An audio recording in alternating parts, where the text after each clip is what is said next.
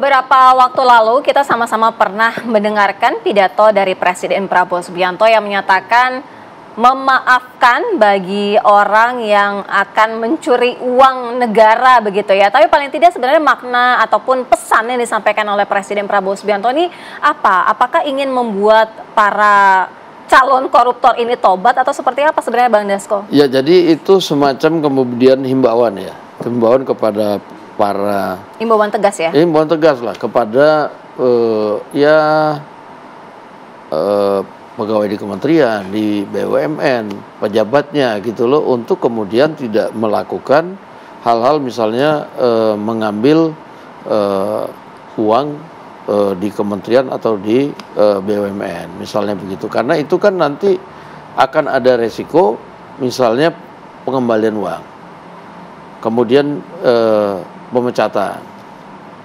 Nah, paling berat itu kemudian ya kalau nggak dimaafin setelah kembali uang dan dipecat, ya itu kemudian diserahkan ke aparat penegak hukum kan begitu. Nah, sehingga tindakan preventif itu kan himbauan. Jadi Pak Prabowo itu tidak pernah bermaksud ngomong bahwa memaafkan yang sudah ditindak oleh aparat penegak hukum. Nah, itu bukannya Prabowo kalau begitu, gitu kira-kira. Jadi tetap ditindak secara tegas ya begitu ya, Bang Dasko ya.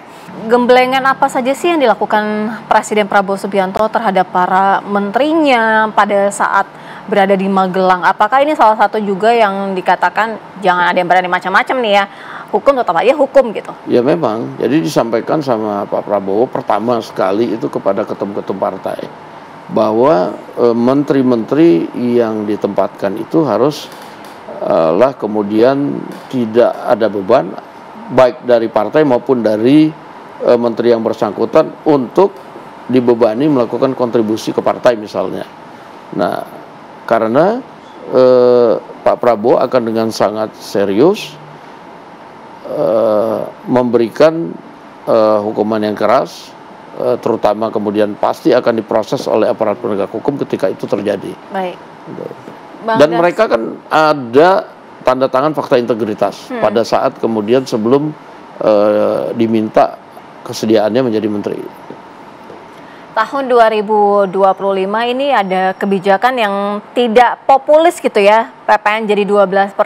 Artinya tidak takut dengan kabinet merah putih, nah, jadi begini saya potong, itu kebijakan tidak populis itu kan bukan kebijakan pemerintah, bukan kebijakan dari presiden. Presiden yang baru menjabat 2 bulan hanya menjalankan perintah undang-undang yang dibuat bukan pada zamannya. Tapi paling tidak kemudian bisa jadi referensi gitu loh, tapi Bang. kan kemudian itu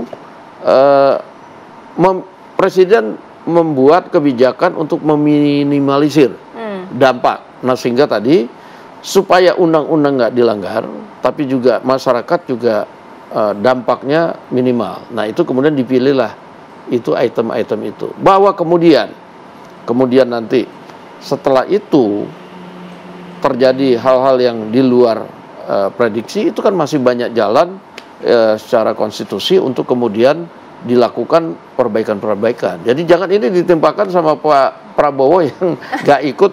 Dan ini bukan kebijakan Pak Prabowo loh, ini amanat undang-undang yang harus dijalankan gitu. Tapi paling tidak bagaimana cara menyampaikan kepada masyarakat yang sudah pusing gitu ya, sakit kepala dengan adanya informasi itu gitu, tapi paling tidak diberikan pengetahuan, sosialisasi yang jelas tadi gitu, kita minta bahwa kepada PPN 12% itu untuk barang mewahnya apa saja turunannya dan lain sebagainya. Makanya diminta untuk dirinci secara item per item kepada Menteri Keuangan. Dan akan dilakukan segera berarti ya Bang ya? Dan kemudian ya kita minta termasuk TV One, media massa untuk ikut menjelaskan secara masif kepada masyarakat juga gitu loh. Yang sekarang masif itu kan justru tapi saya udahlah nggak usah ngomong lagi karena sudah banyak dibahas di media, di medsos ya, yang sama-sama kita kemarin di parlemen tanggung jawab membuat itu, kemudian juga narasinya harus sama dong, bahwa ini naiknya bukan 12 tapi 1% kan misalnya begitu. Iya, 1% tapi kan membebankan masyarakat. Nah, paling tidak kalau misalnya ada yang mau turun aksi gitu gimana, Makanya tadi kita bilang itu meminimalisir dampak ke masyarakat. Jadi yang 1% itu kan Pak Prabowo sudah minta kepada barang-barang mewah. Bahwa barang mewahnya apa aja tolong kemudian itu disosialisasikan oleh Menteri Keuangan dengan item-item yang jelas kan begitu.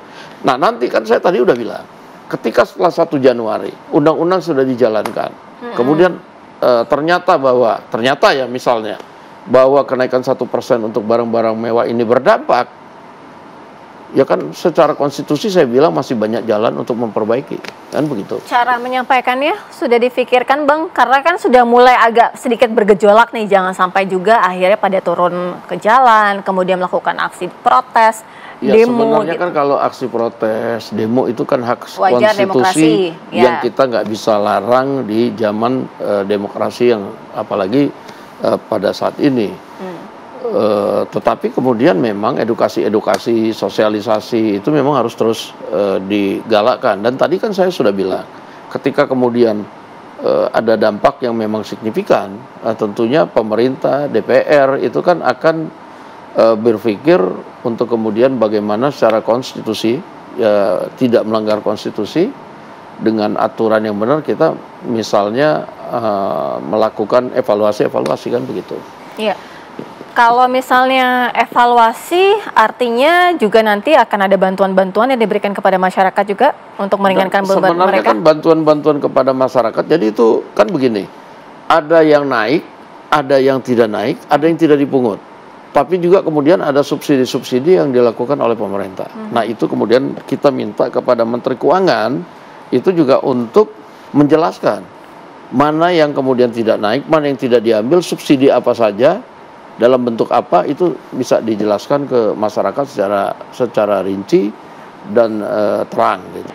Bang Dasko, kita tentu akan menyambut tahun baru 2025.